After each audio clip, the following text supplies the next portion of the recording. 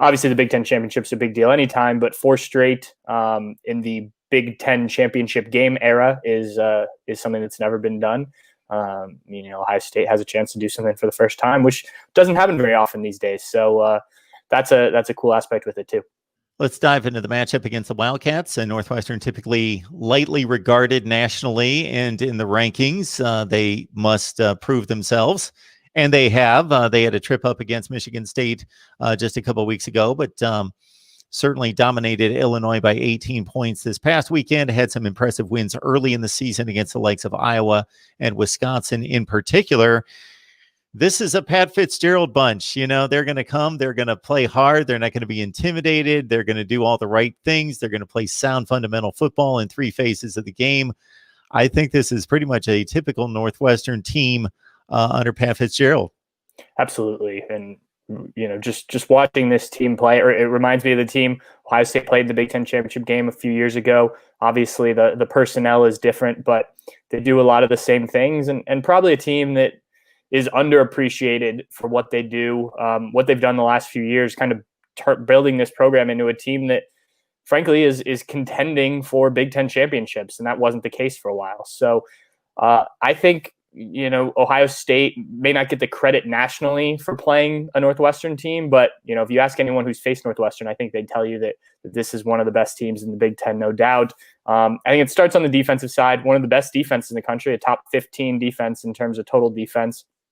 And just like a few years ago, I remember Urban Meyer talking about how, they may not get some of the big plays that Dwayne Haskins and those receivers had gotten all year when Ohio State faced Northwestern.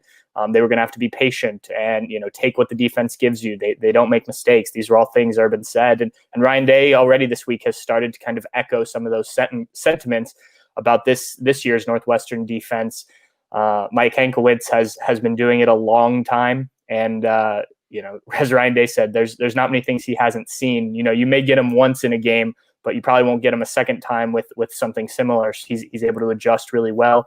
They're very fundamentally sound, and they just kind of keep the game in front of them. And it's a bend, don't break defense a lot of the times, which means Ohio State will certainly have to be patient and just take what is there, what's available, which for the most part, Justin Fields and this offense have been good at.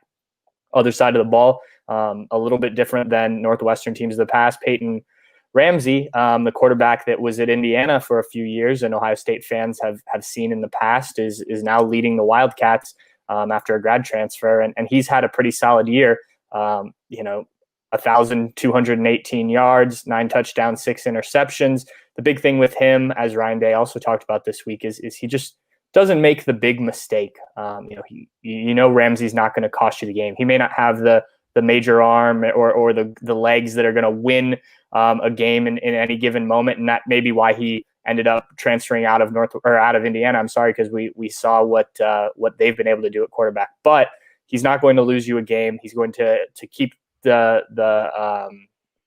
chains moving for the most part, and get the ball to their various weapons. They've got a good run game, some talented receivers. So it's going to be an interesting matchup for Ohio State. The Buckeyes are certainly the favorites in this one, but Northwestern can cause some problems, and they'll have to be ready for that.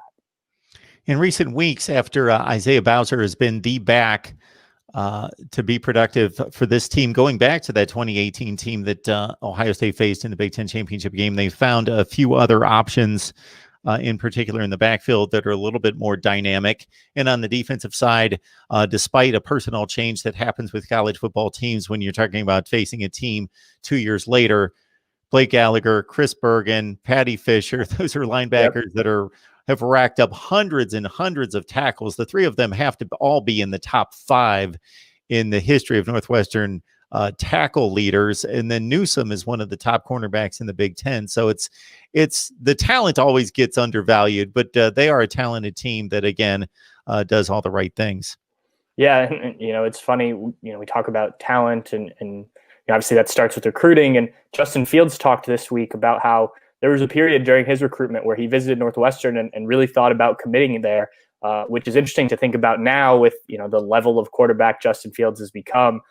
Obviously, it's been talked about in the past that he was committed to Penn State, obviously went to Georgia, ended up at Ohio State. But, before he was 5-star and talked about in the same breath as Trevor Lawrence, that was a guy that they thought they might land, and he thought he might go there. And I think one of the things that Pat Fitzgerald has done is continue to not only develop players really successfully, and you just listed a number of guys, but they've started to recruit at a bit of a higher level too. So your floor is a little bit higher than it was, for the first several years of his tenure, as he's obviously proven what a good coach he is. The coordinators there do a good job. So, I think you mentioned a guy like Drake Anderson, the sophomore running back who's kind of taken over a little bit in that backfield of late. That's a guy who developing a little bit earlier than maybe some of the Northwestern offensive threats have in the past, which you want to see. That's what you want to do if you're starting to build a program. So, I think this is a big opportunity for Northwestern. Obviously, they weren't able to get the job done against the Buckeyes in 2018.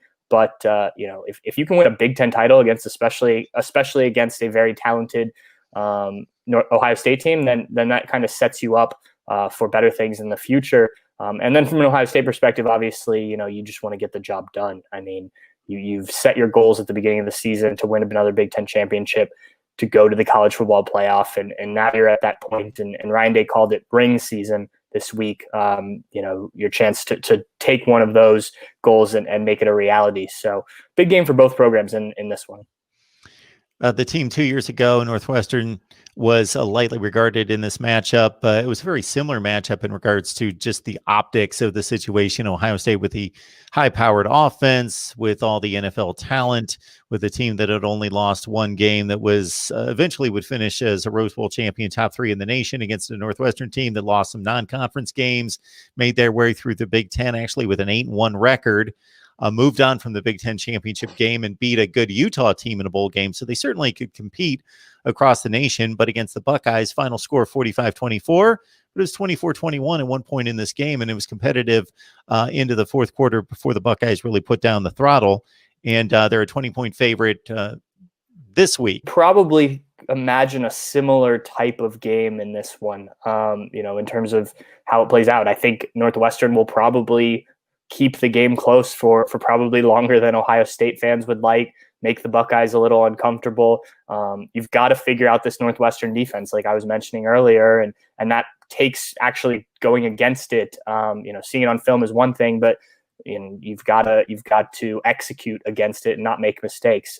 So that'll be key. And then, as we've talked about each week, this Ohio State defense, what does the secondary look like? Will it look as good as it did against Michigan State? Was that a positive sign a few weeks ago of moving in the right direction, even though Michigan State's not an elite pass offense? Neither is Northwestern. And this rush defense for Ohio State has been very good all year, and that's kind of the key to stopping this offense, as we've seen in the past. So can those two units step up, especially the pass defense in this game, and kind of push the Buckeyes to a win? As the offense, as we expect, will figure out ways to score points as they have all year. And on a side note, something that few people, I'm sure, are talking about, and certainly Ohio State fans don't want to hear about, but if Northwestern wins this game, they're 7-1 with the Big Ten championship. And I know they're only 14th in the nation right now, but if you add up the wins, Iowa, Wisconsin, Ohio State, and a Big Ten championship, they should get college football playoff consideration. But again, we won't think necessarily in that direction.